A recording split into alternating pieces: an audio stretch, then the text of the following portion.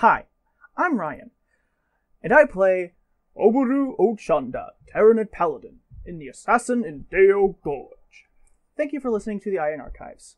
The Iron Archives is a Dungeons & Dragons 5th edition campaign with heavy homebrew element that has been recorded and edited for optimal convenience of you, the listener. Dungeons & Dragons is a role-playing game which is played entirely within the theater of the mind. Players create imaginary characters and set off on an adventure created by the Dungeon Master. The Dungeon Master acts as both lead storyteller and referee. The goal of the game is not to defeat the other players, but work together to tell the best story possible. Most actions performed by the players and Dungeon Master will have the outcome determined by dice roll. Most commonly, a 20-sided die.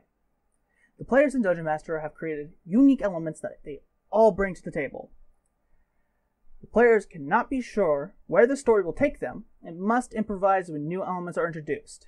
The Dungeon Master cannot know what actions the player will take and must improvise to those actions. Neither the players nor the Dungeon Master can know what the rolls the dice will bring. Therefore, to everybody involved, the game is completely unpredictable. Nobody knows what's going to happen.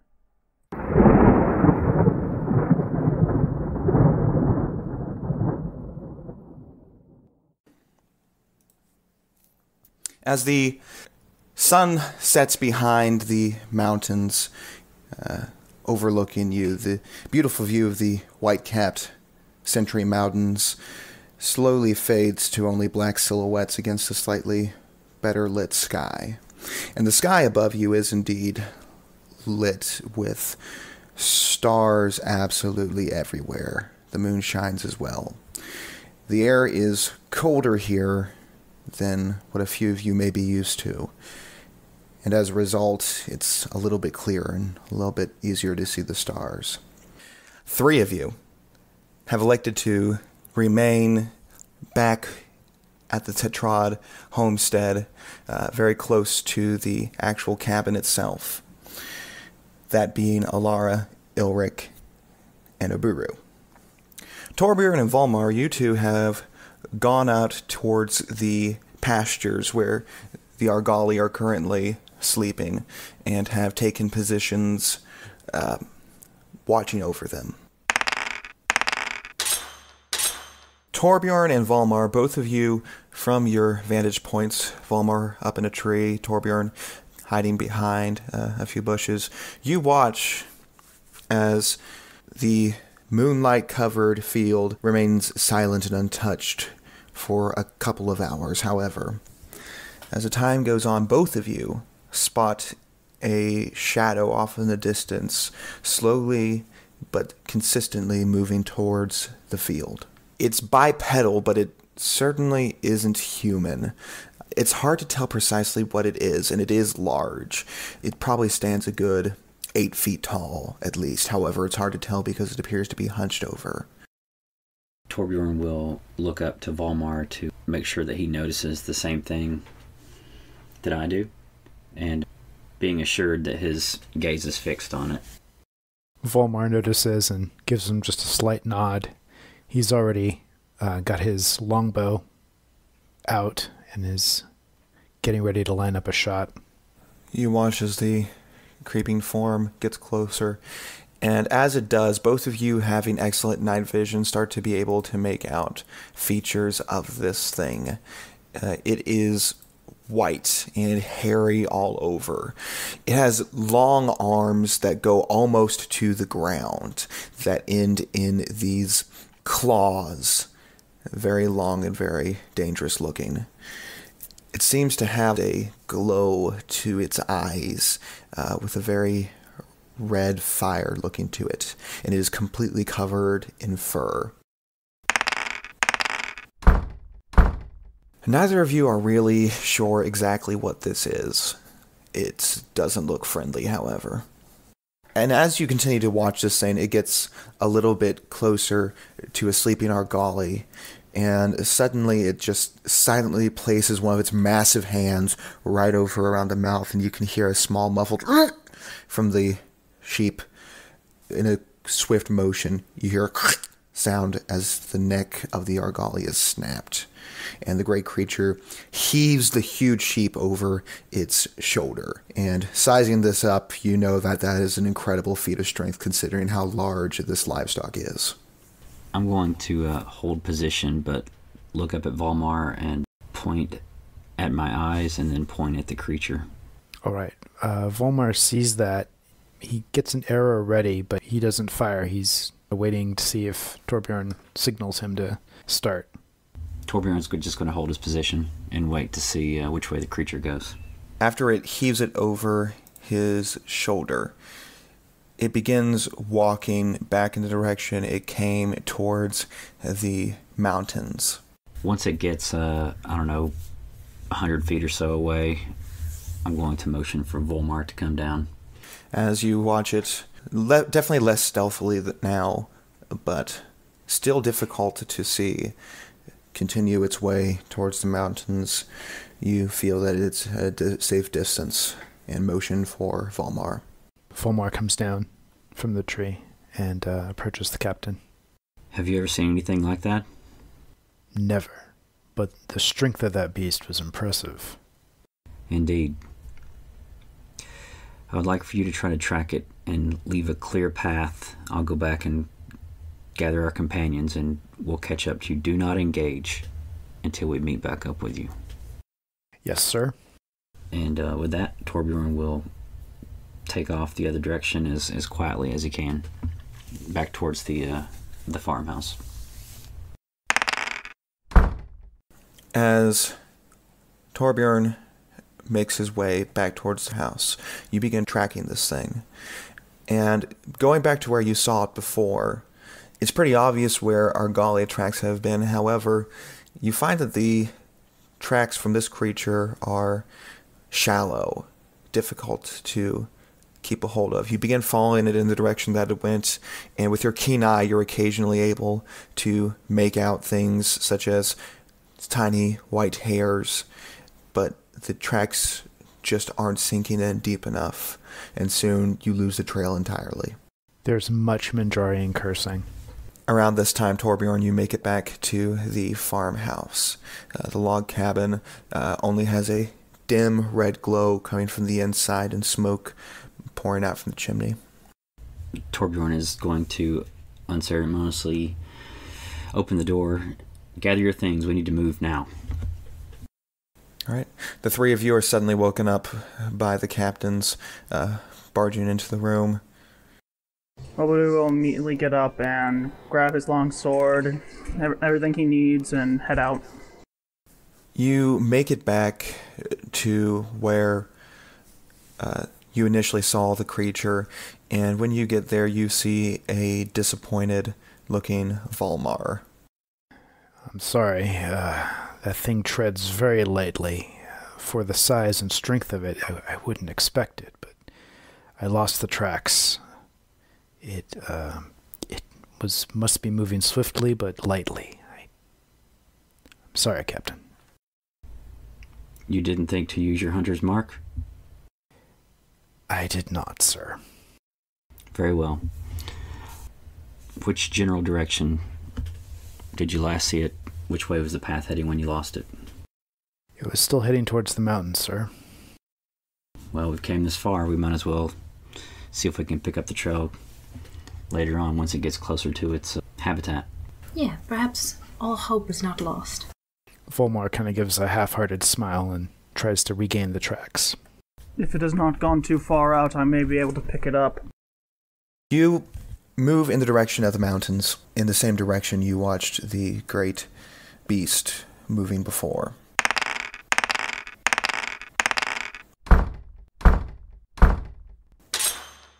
As time passes on, it's seemingly hopeless. You are not able to find any of these tracks.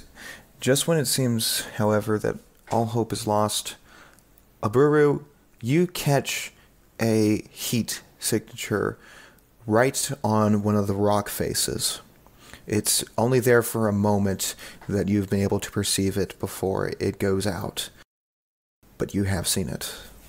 Oboru will not make any sudden moves, but he will move toward the captain and quietly in a hushed tone, gesturing with the hilt of his long sword up toward the cliff face, saying, "There's something watching us. It was brief, but there was a heat signature up that side. It ducked away." Excellent. All right. If anyone catches a glimpse of this thing, engage. Take a shot. We need to get some kind of blood trail or marking or something. And then Torbjorn will move towards where Oburu pointed towards the heat signature. You begin moving towards the mountain, and as you approach, those of you who are a little bit more perceptive about these sorts of things notice that what appeared to be a sheer cliff face from a bit of a distance is actually more of a slight angle and, while very steep, climbable if you can find the right handholds. It would take a little bit of a feat of dexterity or strength, but it is doable. Volmar, take some rope and secure it up near the entrance, and keep an eye out, though. Don't engage this thing on your own. Secure a rope for us and we'll climb up behind you. Yes, sir. I do have some pitons and hammers if you want to secure it into the rock face properly. Let's try to tie it off first, but if you need to, we want to be as quiet as possible until we're all in position. Very true. We don't want to scare it away. Oh, you didn't see this. I don't think it'll be very scared of us. Oh. Then perhaps lure it out? I could actually be of some assistance with that. Could conjure an illusion of another prey. Well, this looks, and I didn't get a chance to tell you about it, but it's a rather large beast, and right now he has dinner, so I don't think he's going to be lured away by much else, although we don't really know what we're dealing with. I think it's probably best to go up. All right. All right, sir. I'll start climbing. Volmar takes the rope and approaches the cliff face, looks for a good place to start, and then begins to climb up. With no effort at all, because of your Mindrari abilities, you manage to climb up the cliffside. While this particular cliff is probably a good 90 feet high, you manage to scale the whole thing within only a couple of minutes. When you reach the top, you see that what looked like just a small ledge on the cliffside was actually hiding a ravine, which sort of snaked around and under the cliffside. Here it is just as grassy and green as the valley below, even though it appears that the mountain itself is completely without vegetation. Apparently there is a small spot here where it is. Looking a little bit further ahead, the ravine continues on and then makes a curve to the right after a couple of 100 feet. Once Volmar gets up there, he checks around just to make sure he's alone.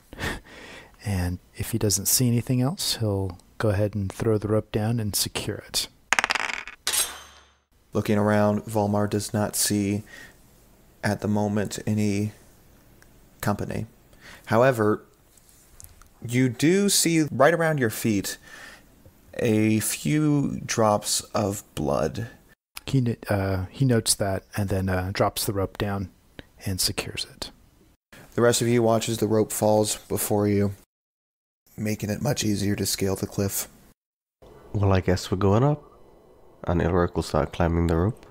If it seems that anybody is having particular trouble getting up, Oberu will offer to carry them if need be.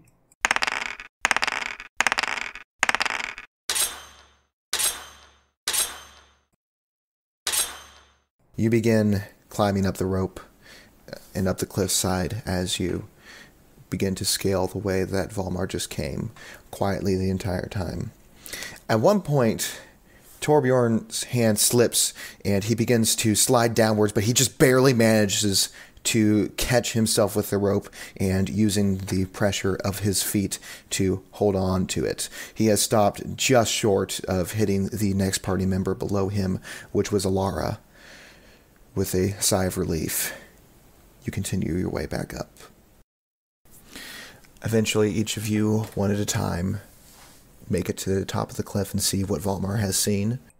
Oboru is still keeping a sharp eye out. A little difficult given he's a Tyranid, but he is actively using his infrared. Volmar's seeing if he can use that blood to pick up a new trail. Looking at the pool of blood before you, at first you don't see any others, but looking around you see a few drops of blood on a leaf lit up by the moonlight a little further on. While there's not a lot of blood coming out of here, you're able to perceive it all, and you see that a blood trail seems to be going in the direction of the bend in the ravine you're currently standing in. Got a blood trail here, Captain. I think we can follow it.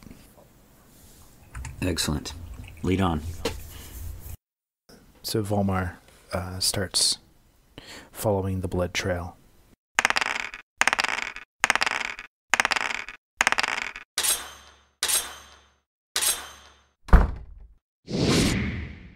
Although Torbjorn is having difficulties keeping his armor quiet, you are still able to be silent.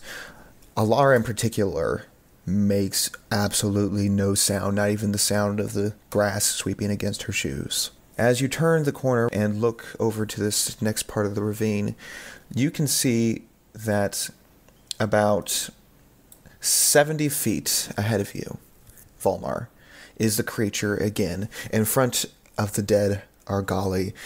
Its face is buried into the side of the livestock, and you can hear the gruesome sounds of organs being chewed, and you occasionally watch a little blood spill from the side and onto the ground. Okay. I'll take a quick look around to make sure that there's no other creatures nearby that might pose a threat. You seem to have made a pretty quick mental map of the area and have checked every potential hiding spot that you could possibly see from here. It appears there is nothing in this ravine except a few birds, a dead Argali, your party, and this creature.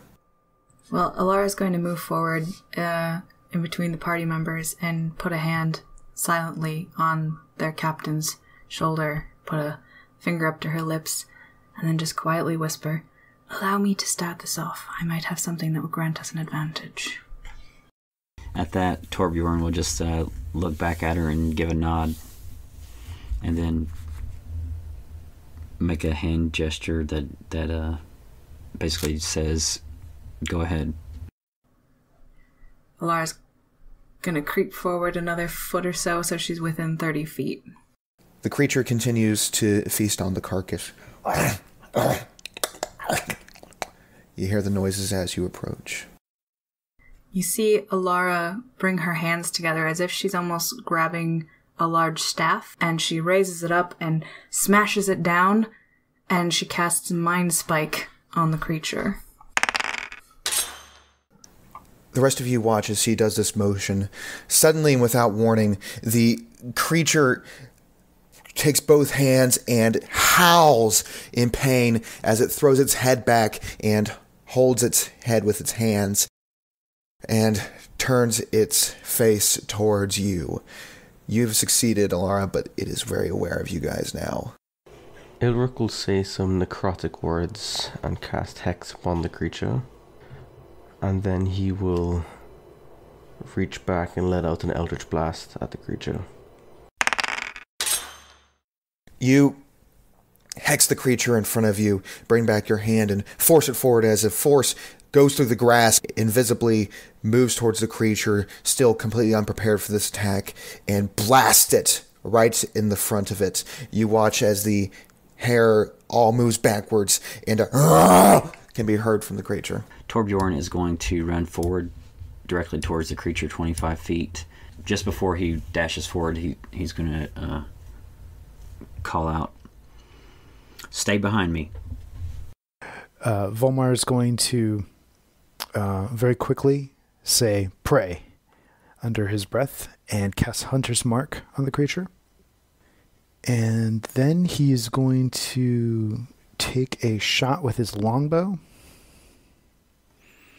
pulls back the string, takes aim, and fires. You pull the arrow back on the string, release it, it sails through the air, and finds purchase right in the area where the chest and the shoulder meets of the creature. As it is still howling in agony from the first arrow, a second one hits more towards the middle of the chest. The creature charges towards you on all fours, Torbjorn, and you watch as the glowing redness of its eyes seem to suddenly disappear, and you feel cold chills going through your body for a moment. But you manage to hold strong, and it does no effect on you. Seeing as the captain had told me to stay behind him, or us in general, Oberu will plant his feet firmly, pull out one of his javelins from his waist, and huck it at it. Throwing the javelin, it sails through the air right over the head of Captain Torbjorn and hitting the shoulder of the creature. I'm going to cast Sanctuary on Torbjorn since he's in the most immediate danger. Alright, so Torbjorn, as you are preparing for the clash between you and the Yeti, suddenly your skin and clothing begin to glow with a slight purplish tinge to it. You know this as a sanctuary spell that has been cast on you. Alright, well, Alara is going to step forward just a little bit so that she's in range for the next thing she would like to do. Alara throws a hand out as sparks leap from her hand. However, it seems to deal very little damage, unfortunately. Getting frustrated, she'll then cast Witch Bolt. The second lightning attack launches from her hand, however, it does not connect. Well, I tried. Elric, seeing everyone still hammering away at it, will let out another Eldritch Blast at it. Another blast of force sails through the air and covering the grass until it hits the creature and slows it down as it continues its charge towards Torbjorn. Torbjorn will charge forward and feint to the left and then swing hard from the right. As the monster and Torbjorn finally meet, Torbjorn strikes the first blow as he takes his warhammer and smashes it against the head of the creature.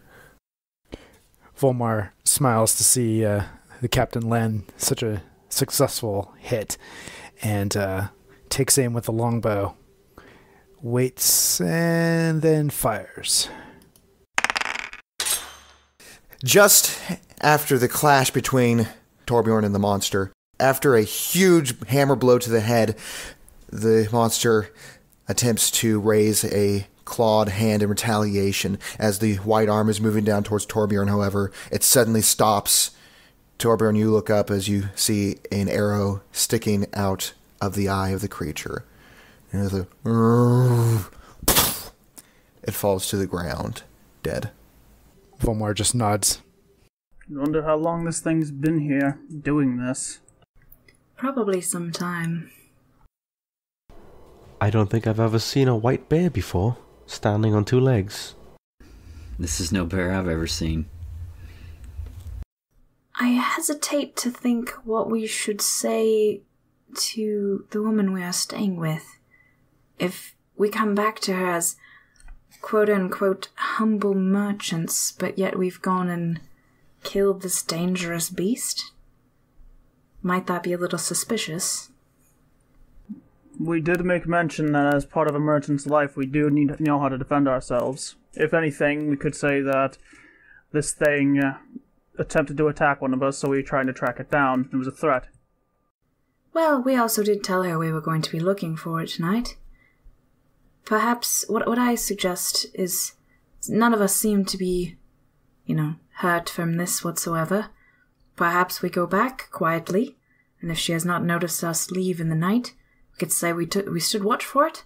We didn't even see it take one, but we don't know where it went, and to her it will have mysteriously stopped, and we will be under a less suspicious gaze.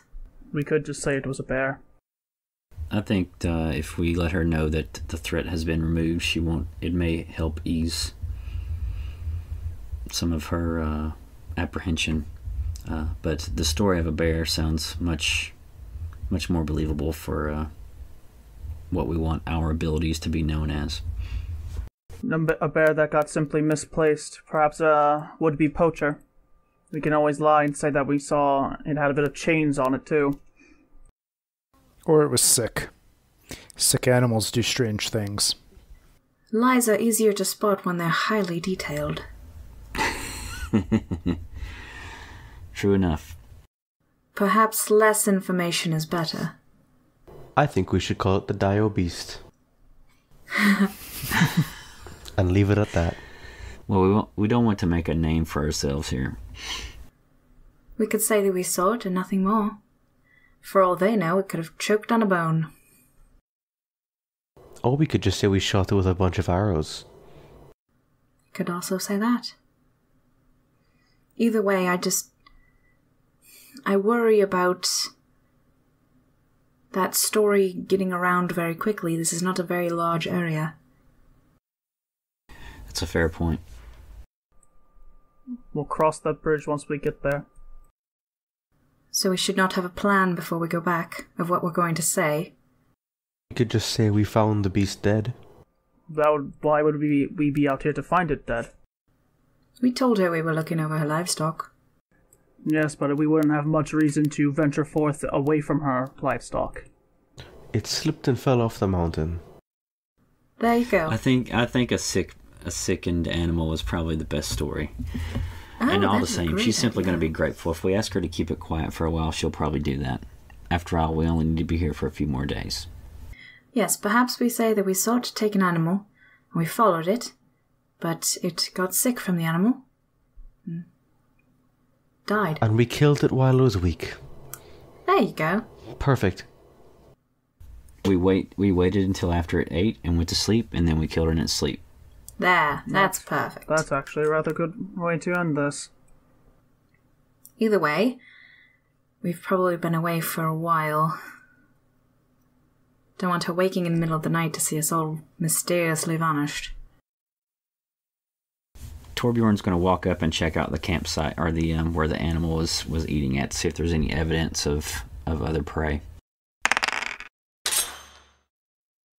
So it doesn't take much perception at all to look around and see that the area is littered with argali bones. As you take your javelin out of the monster, you have ripped up the skin in such a way where you can actually see an old arrowhead has been embedded inside it. You managed to pick that out as well. While you don't think this has any great value, it seems like a decent souvenir. Seems this thing had been attacked by something at one point. Perhaps that arrow was Mullins, the hunter we've heard about. That was just my thoughts now. Perhaps, but it's of no matter. Let's head back to the farm. Oberu is going to tuck that away in his pack. As you make your way towards the edge of the cliff, most of you rappel your way down, with the exception of Volmar, who simply glides his way down.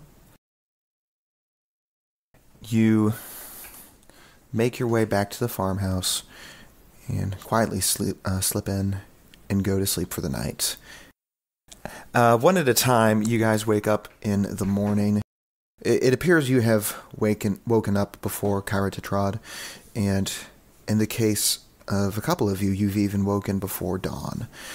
You go outside in the cool of the late hours of the night and drink some tea which you've made over the fireplace. Do you think we should go looking for that trap, let's say? I think that would be a wonderful idea. I agree. Torbjorn is going to be just sitting outside, polishing and mending his armor and his weapons. Obaru is going to look around to make sure that's just them present currently.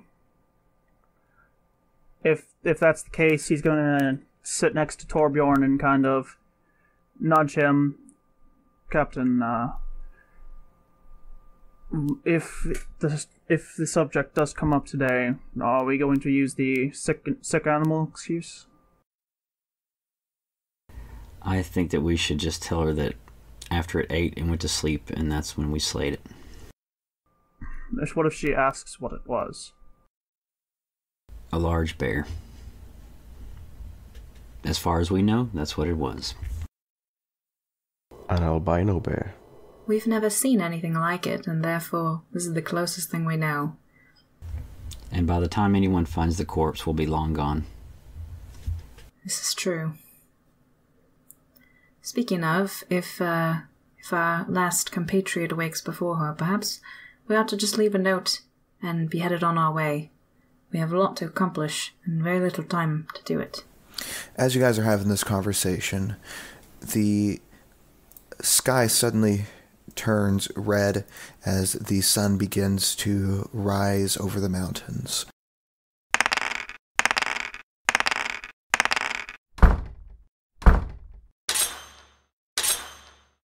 Alara and Ilric. While nothing out of the ordinary seems to occur for Torbjorn and Aburu, you notice something very strange. The sun appears to be rising from the south. Looking over at the source of the light, just as normally you would expect, it's difficult to look directly into it. However, as you notice closer, it's actually not the sun that is upon you. Instead, you're looking at one of the mountains that you passed through on the way into the gorge, and it is the light from the sun reflecting off the snow. After a few minutes, Torbjorn, you notice that the light goes back dim for a few minutes, and you all have noticed this at the same time. It is no longer reflecting off the mountain, and while it is gray outside, the red from the sunrise has not seemed to have hit the gorge yet. Looking in wonder, you wait for a few more minutes as the sun eventually truly rises in the east, and you can see it properly rising over those mountains. What a strange phenomenon. I guess this place is blessed with 2 sunrises. That's wonderful. You know, the more time we spend in here, the more I'm thinking this would be quite a nice place to be. It's so quiet. Perhaps this is why our quarry chose this place. As you guys are having this conversation, you hear the door open behind you. And standing at the entrance is Volmar, who's also woken at this point. Volmar, I see you are awake. Is Kyra? No, she's not awake yet. Sorry, had some nightmares, kept me up. Well, worry not. Perhaps we should leave a note for her and head out since we're all awake. It may be good to get an early start. Don't we want to inform her of the animal being slain? Well, we'll write it in the note. She can ask us about it when we return. It's hard to get a gauge on whether someone is lying or not through a note.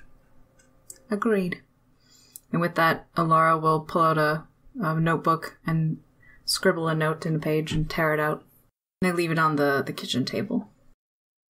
Before Kyra has a chance to wake up, you make your way out of the area of the homestead. So you begin making your way through the gorge. As you pass over the small bridge over Split Creek, you can see the various farms around and the Dayo flowers glistening in the sun. Occasionally some of the petals go by as they are carried on the wind, and the sweet smell is carried to your noses. You make your way past the village center and a couple of more farms. You also get a chance to get a much better look at this giant pendulum, which you were not able to see so well before. It appears to be a massive pendulum that has been attached to a nearby cliffside. It appears to go up about 300 feet up to the cliffside right next to it, as a half archway comes out of the cliff with a rope dangling down all the way to the bottom. You are unable to see much more from your distance. Is that a 300-foot rope? Why would they have that here? It does seem a bit odd. Well, what do you say? Do you think that we should see what this pendulum thing is all about? I mean, the best time to catch a hunt is in the morning, is it not? Before he leaves for his hunt. Fair enough. Don't you think that's kind of obvious, just having a rope hanging down? It's not hiding very well. Well, perhaps it's not meant to be hidden. Perhaps it's for the kids to climb up and get a good view, or the tourists? Yeah, my curiosity just got the best of me for a bit, so... But we can carry on. And Torbjorn will keep going north. After about 30 minutes worth of walking, you arrive at a place where you can see this copse. It's definitely larger than you would expect from a normal copse, but it is not really enough to be considered a proper forest either. But there is several dead trees to your left before you. To your right, there is another farm which you know to be the Homesteader farm after looking at your map and also talking to some of the citizens of Dayo Gorge. I think we should probably announce our arrival at the farm first, so that we don't draw suspicion. You make your way towards the direction of the farmhouse, passing a windmill and passing through a Dayo field. Eventually you make it to the stone thatched roof farmhouse, and you can see movement against the firelight inside. Hello there. Is anyone home? After a moment, you see the dwarven woman whom you've met before open the door. Ah, yes, it's you. Oh, it's good to see you. Blard, come here. These are the people I've been telling you about. And at this point, you watch as an older-looking dwarven man comes to the entrance as well. Ah, you must be those people who lost their cargo in the avalanche. Sorry to hear of that. Will you come in? It's good to meet you. My name is Blard Homesteader, he says as he extends a hand to the direction of all of you. Not really anyone in particular. Torbjorn will reach out his hand, and a good morning to you, Master Homesteader. I am Torbjorn Eitreson, and these are my companions. Good to meet you, Master Eitreson, and good to meet you, companions. Will you come in? You follow him inside and see that this, while not as humble as Kyra Tetrad's residence, is still a pretty humble residence. A few more rooms this time around, and it appears that breakfast is currently cooking on the fire. I heard tell you you've been staying with Kyra Tetrad. That's a good woman. She's always been very hospitable. She's been very kind to provide us with shelter, being as we lost everything that we had almost. Seems a lot of people are losing things nowadays. You know, that poor woman herself's been losing many of her flock. Yes, we had heard about it. It's a shame. Well, you shouldn't have to worry for much longer. To my understanding, from what I've seen at least of that avalanche, it will probably be only a few more days before it melts well enough that you'll be able to leave here. Though it would be faster if that shopkeeper of ours could find his ice pick. He's always losing things. Well, that's wonderful news. We kind of figured while we're stuck in here, though, that we might explore a bit. Is there anything in particular that would be interesting? Or people who would be interesting to talk to? You know, traveling, we hear all sorts of stories from people. Always looking for another story to add to my book. Well, it depends on what sort of story you're looking for, I suppose. Most of the people here in Dayo Gorge were born here and have had rather boring lives, I'm afraid. Those without such boring lives, I'm afraid, do not make for happy stories, though. There's old Moreland, for example, came in here last month or a few weeks before that. I do not recall exactly how long ago it was. Came in with a young wife who died very shortly after. He intended to inherit his family's farm, but has only been trapping ever since. He spends most of his time in the sap copse not too far from here. Perhaps I ought to pay him a visit. You know, sometimes I find that the most interesting stories are not the ones that are happy. Well, you're correct there, Miss... Oh, Alara. Apologies. I'll shake his hand. Alara. I didn't want to continue calling you just simply company. Now then, as far as other interesting things you may find, it's not uncommon for us to get the occasional scholar coming here wanting to study the old Mari Fortress at the edge of Split Creek. Well, I was just wondering if you had seen many scholars or other travelers recently. It's been a while, although I believe it's a bit out of season for them. I had a little time yesterday, so we went to take a look at the falls and noticed that there had been what looked like there was a doorway or something up there. Oh, indeed. Doorway to the fortress. To the fortress?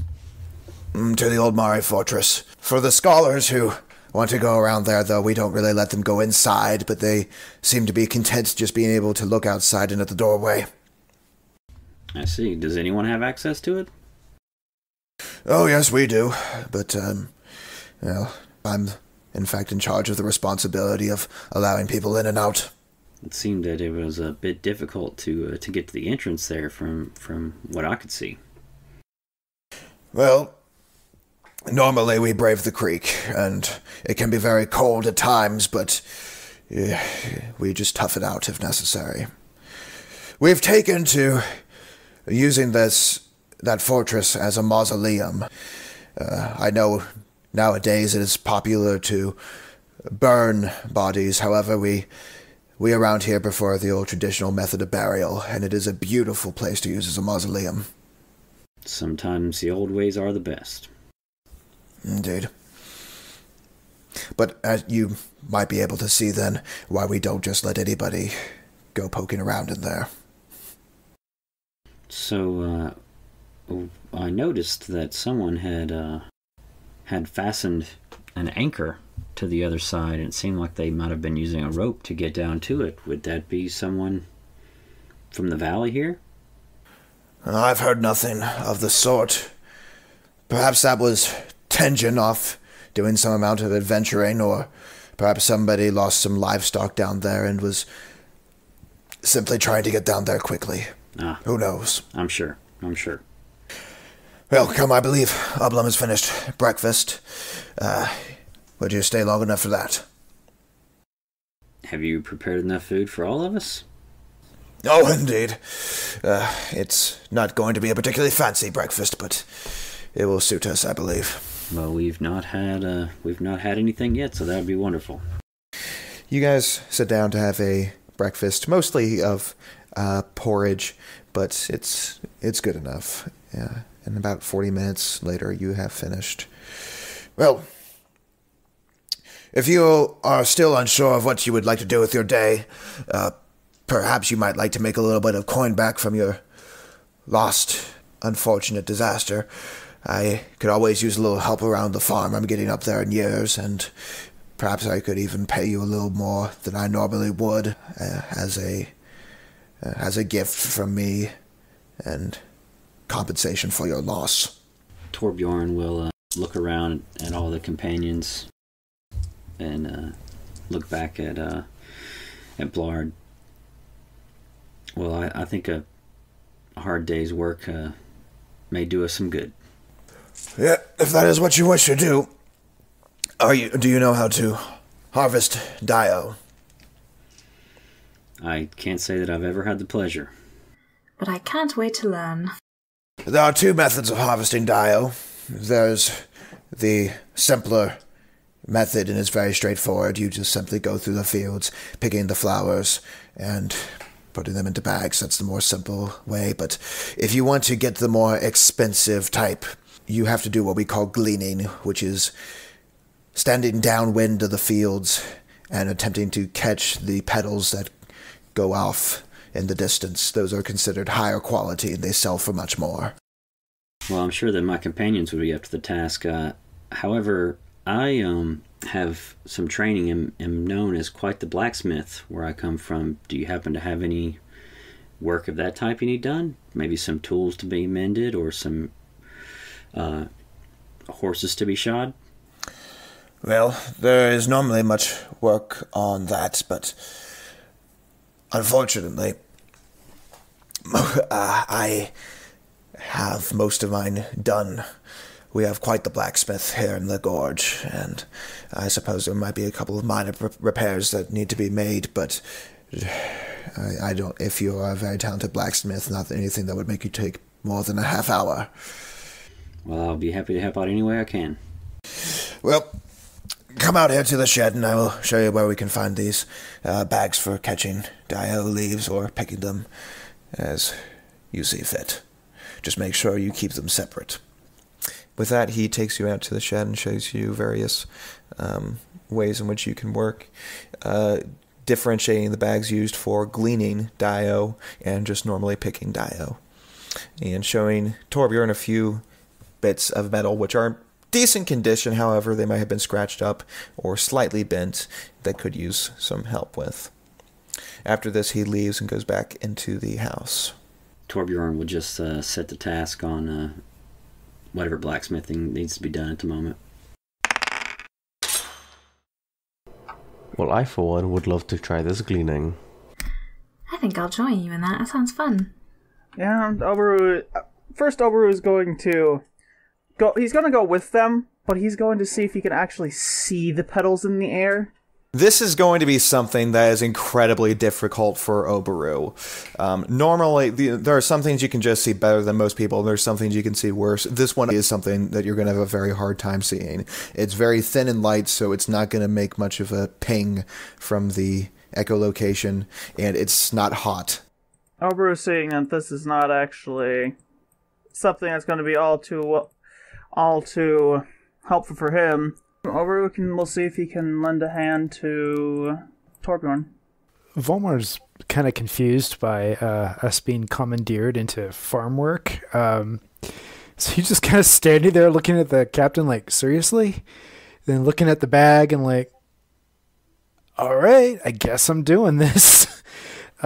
So he actually follows Alara and Ilaric and is going to try gleaning.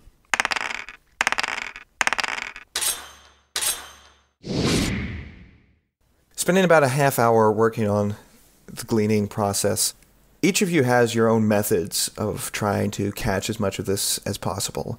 Volmar is using the wings on his back to cause small gusts of winds in front of it to put more of the petals concentrated in one spot and then catching them in the bags. Ilric is catching a few extra petals with the help of his falcon, and Alara is simply trying to do it the way it was described to her. Alara is far and away the most successful one, getting about 7 bags filled with this. Volmar and Ilric, while you did decently between the two of you, Volmar, you managed to fill up about 3 of them. Ilric, you managed to fill up about 2. Looking at the 7 bags, there is instant jealousy. Well, Lara, looks like you're a natural at this kind of thing. Always the quick learner with her. See, if you just listen to instructions, things go a lot smoother. That's all it was, listening to instructions? Yeah. I heard catch the petals, and that's what I did. And to be clear, when Oberu walked into the area where the blacksmith was, Torbjorn would look at him and say, I have this well in hand, and then just sort of shoo him out. Oberu's just gonna do miscellaneous tasks for the owners of the farm. He's just like, I've got nothing. I don't feel like picking Dayo. The gleaning is what interested me most, just because I was curious if I could even see it. They don't seem to have much for you to do. However, you're given a broom and start sweeping around. After about a half hour, you all reconvene in the shed. And at this point, Blard comes out. Well, that was some excellent work for such short a time, especially from you, He says towards Alara. He starts handing out coins. Torbjorn, to you, he gives 5 gold pieces. Thank you, sir. Ilric, he gives you 4 gold pieces. Volmar, he gives you 5 gold pieces. Thank you, sir. And Alara, he gives you 12. As he goes to give it to me, I put a hand up and I go, instead of gold, might I ask a favor instead? When you spoke of the mausoleum, it sounded so beautiful. I was wondering if maybe after, some time, you might have a chance to take me there so I might be able to draw it. I've been trying to practice drawing, and you guys have such beautiful visuals here. I know someone who paints, and if I could better describe some of these visuals which they could paint, it could be wonderful. Well, of course you're welcome to look at the door at any time. You don't need me for that. Oh.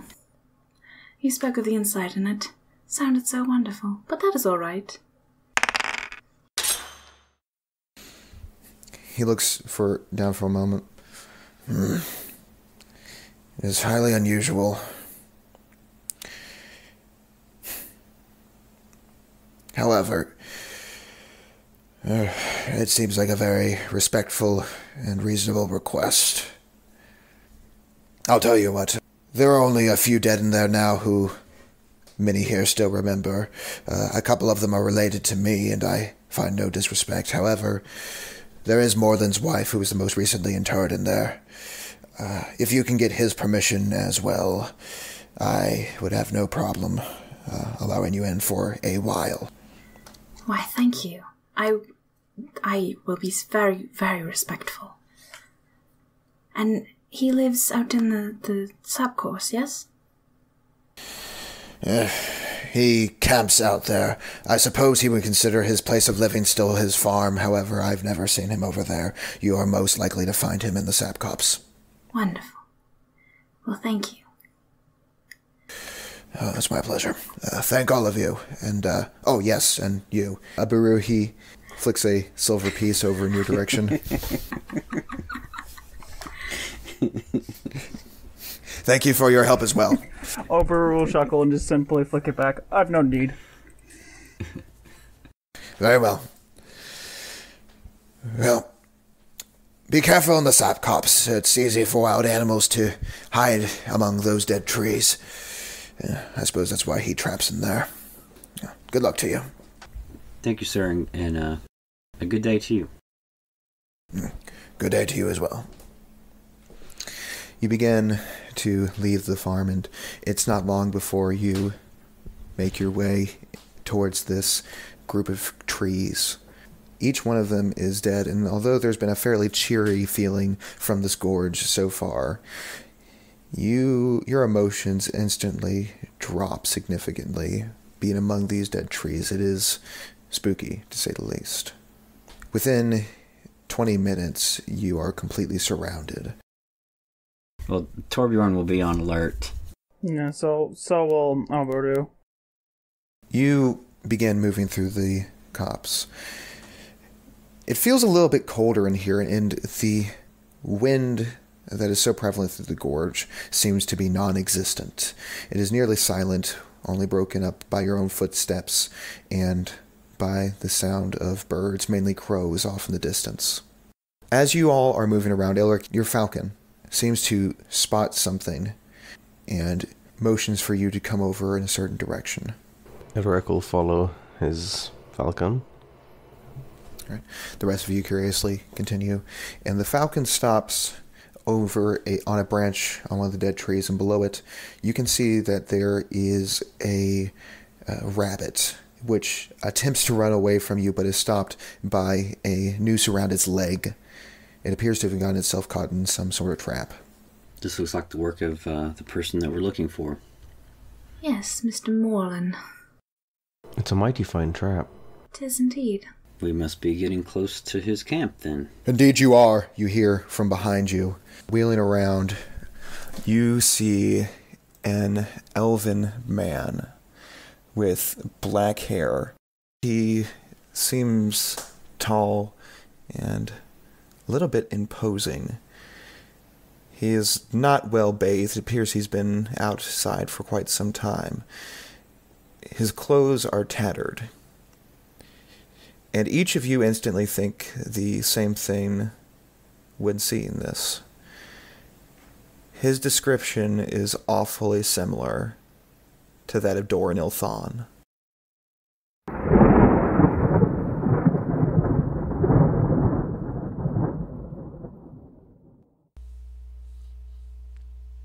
Hello, I'm Jamie Jones, and I play Torbjorn Idrison, Dwarf Fighter, in The Assassin in Dayo Gorge.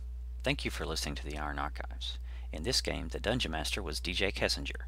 The Assistant Dungeon Masters were Noah Madsen and Van Sprague. The players were Jamie Jones, Roman Martell, Samuel Rafi, Ryan Sprague, and Kayla Techmeyer. Sound editing was done by Rose Abernathy. If you like this program, please consider supporting us on Patreon. It's your generous contributions that allow us to continue making this show. Patrons receive exclusive content from the world of Mindria, such as art and lore. Thank you for your support.